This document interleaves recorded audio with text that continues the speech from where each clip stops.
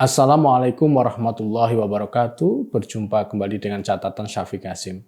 Memang di sebagian negara menanyakan identitas agama dianggap hal yang wajar dan bahkan biasa saja. Namun di sebagian negara yang lain pertanyaan seperti itu dianggap sebagai tabu yang besar. Indonesia memang negara di mana identitas agama seseorang bisa ditanya kapan saja dan dalam konteks apa saja. Bahkan identitas agama seseorang bisa ditanyakan di ruang publik dalam sebuah acara besar yang dihadiri oleh banyak orang.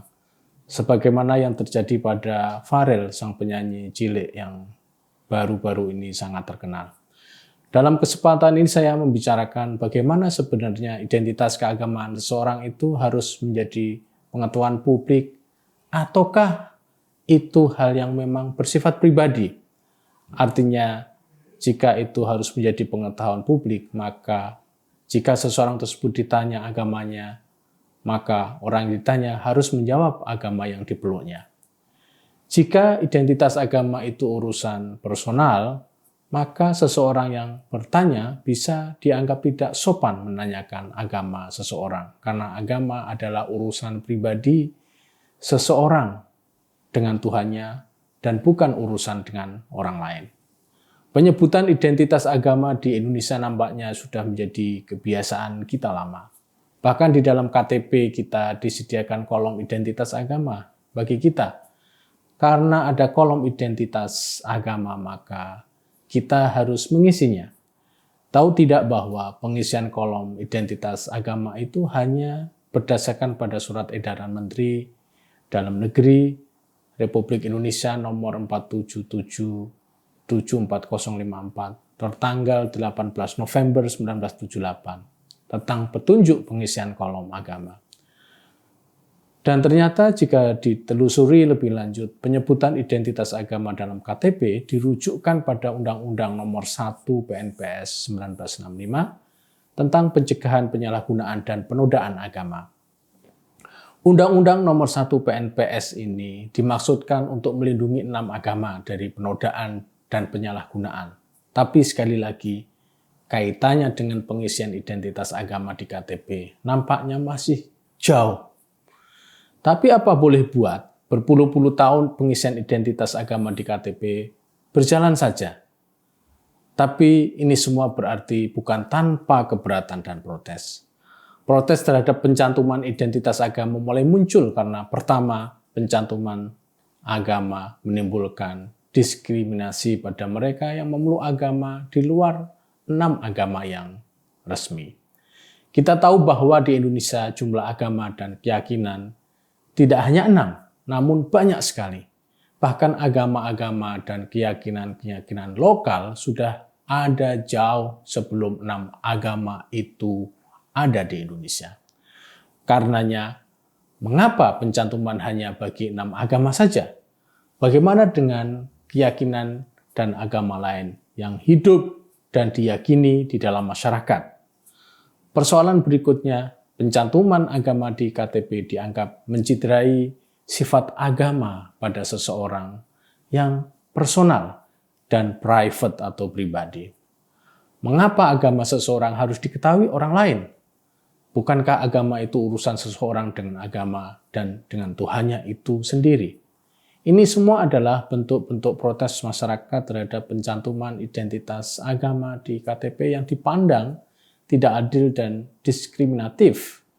Atas protes ini, pemerintah atau negara mulai merespon dengan pasal 61 dalam kurung 2 dan 64 dalam kurung 2 Undang-Undang nomor 23 tahun 2006 atau pasal 64 dalam kurung 5 Undang-Undang nomor 24 tahun 2013 di mana kedua ini memberi hak pada warga negara Indonesia yang agamanya belum diakui sebagai agama berdasarkan ketentuan peraturan perundang-undangan untuk diberi pelayanan database kependudukan. Tapi jalan keluar ini tetap tidak dipandang adil dan memenuhi hak asasi manusia karena di sini mereka hanya dicatat dalam database kependudukan, bukan di dalam kolom KTP. Para pemeluk agama yang belum diakui ini merasa takut karena adanya anggapan bahwa jika tidak ada kolom identitas agama mereka di dalam KTP, itu bisa menggiring pada pengertian mereka tidak beragama. Bagi kelompok minoritas, anggapan mereka tidak beragama ini sangat berbahaya karena bisa menimbulkan persekusi dari kalangan mayoritas. Dalam konteks Indonesia, diskusi tentang identitas agama memang rumit sekali, dan karena kerumitan ini, isu identitas agama menjadi sangat sensitif. Bagaimana penyebutan identitas agama di negara-negara lain? Turki misalnya sudah tidak mendisplay atau menayangkan identitas agama di KTP mereka.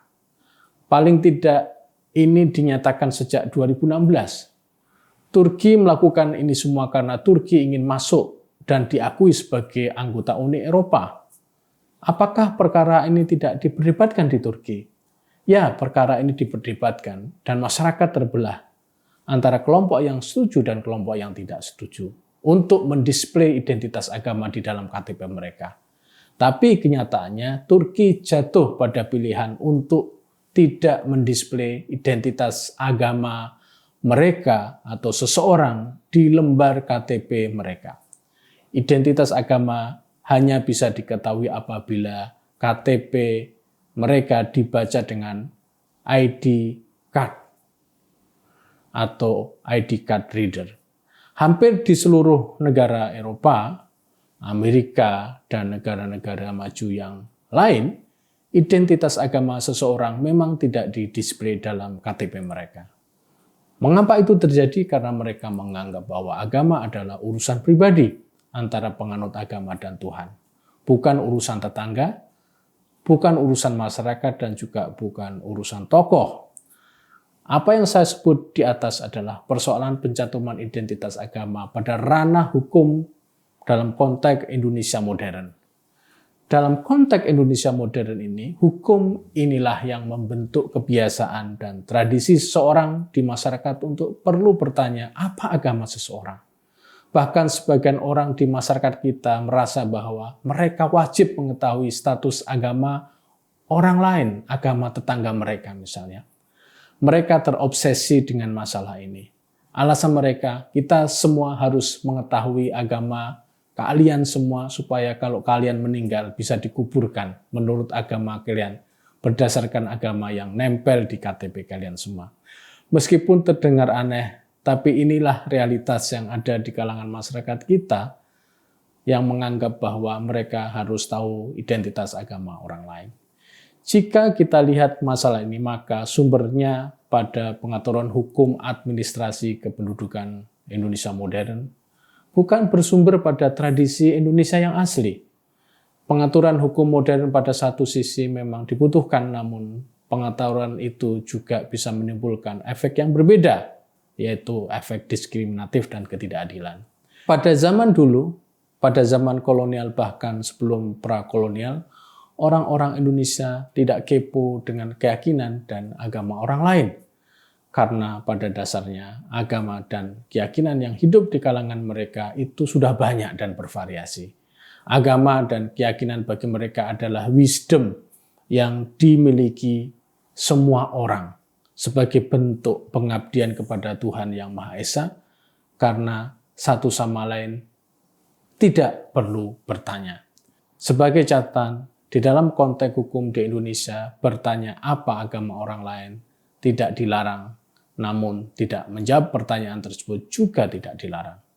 Karenanya, jika seorang Farel atau banyak orang lainnya ketika ditanya agamamu apa, maka Farel atau banyak orang lainnya yang ditanya juga boleh menjawab dan tidak menjawab bahkan. Lalu jika Farel tidak mau menjawab apa agama dia, masalahnya di mana? Saya kira tidak ada masalah apa-apa, bukan? Demikian, wassalamualaikum warahmatullahi wabarakatuh.